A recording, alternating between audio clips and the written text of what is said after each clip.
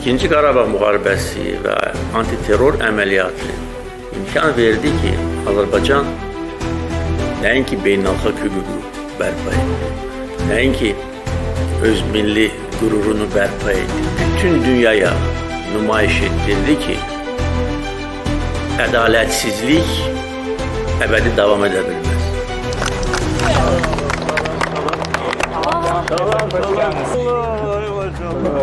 Kaç yaş var? 5. 20-ci ilin noyabrından 23-cü ilin sentyabrına qədər əgər bütün bizim addımlarımızı və gördüyümüz işləri təhlil etsəniz, görərsiniz ki, hər bir addım əvvəlki addımın məntiqi davamı idi və hər bir addımın son məqsədi 20 sentyabr Dövlət Suverenliyi günü idi.